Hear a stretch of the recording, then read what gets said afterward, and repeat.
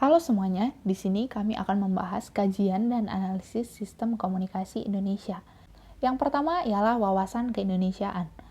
Wawasan keindonesiaan ialah cara pandang dan kemampuan dalam menganalisis kehidupan sosial politik yang mencakup komunikasi bangsa Indonesia yang berdasarkan gagasan vital, falsafah hidup, dan kondisi objektif masyarakat Indonesia. Wawasan keindonesiaan terdiri atas 3 bagian. Yang pertama ialah kajian pengindonesiaan. Kajian pengindonesiaan di sini yang dimaksud ialah pengindonesiaan ilmu-ilmu sosial sesuai dengan ideologi dan filsafat serta situasi dan kondisi masyarakat Indonesia yang didasari oleh sejumlah pemikiran ilmuwan di Indonesia.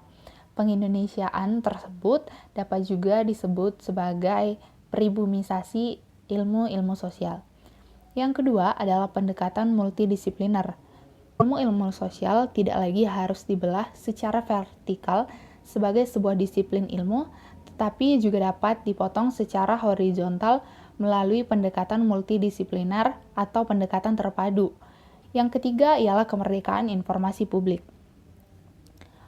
Hak untuk berkomunikasi, memperoleh informasi, serta kemerdekaan mengeluarkan pikiran, baik secara lisan maupun tulisan, tercantum dalam konstitusi, merupakan landasan utama dalam sistem komunikasi Indonesia yang juga sebagai bagian dari sistem kenegaraan Indonesia. Di sini saya menjelaskan asas kebebasan dan tanggung jawab, serta definisi dan batasan kajian. Yang pertama itu asas kebebasan dan tanggung jawab.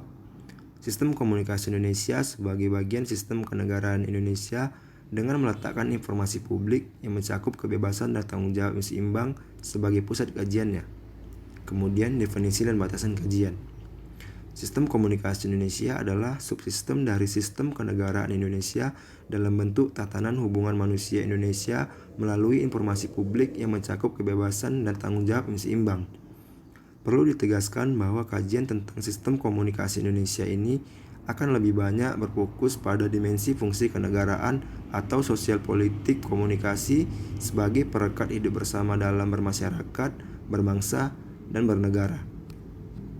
Selanjutnya yaitu analisis kelembagaan. Dalam sistem komunikasi Indonesia dengan menggunakan pendekatan sistem dapat kita ketahui bahwa setiap sistem itu selalu mengandung hubungan struktural dan juga hubungan fungsional, sehingga terciptanya sebuah hubungan antar lembaga.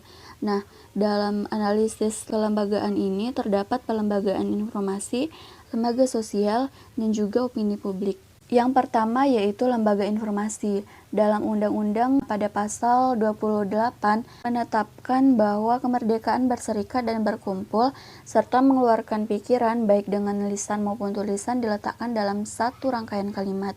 Hal ini menunjukkan bahwa dengan berserikat atau berkumpul manusia dapat melakukan kerjasama, mengeluarkan pikiran dan pendapat dengan lisan maupun tulisan serta terorganisasi dan terlembagakan. Meskipun demikian, setiap warga negara wajib tunduk kepada pembatasan yang telah diatur dalam undang-undang. Pikiran yang dimaksud dalam konteks kalimat pada pasal 28 adalah hasil berpikir berupa ide, gagasan, atau konsep yang berkaitan dengan kepentingan umum atau kepentingan masyarakat, bangsa, dan negara.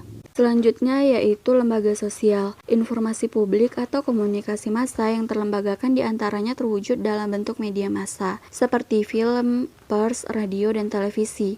Para pakar sosiologi komunikasi massa menyebutkan bahwa pers, film, radio, dan televisi merupakan pelembagaan komunikasi manusia. Film, pers, televisi, dan radio disebut juga sebagai lembaga sosial. Selanjutnya yaitu opini publik. Opini publik ini merupakan pelembagaan dari konsekuensi atau efek penting informasi yang terbuka, terutama melalui media publik atau media massa. Anwar Arifin pada tahun 2010 menuliskan bahwa opini publik adalah pendapat rata-rata individu-individu dalam masyarakat sebagai hasil diskusi yang dilakukan untuk memecahkan persoalan sosial terutama yang disalurkan oleh media massa.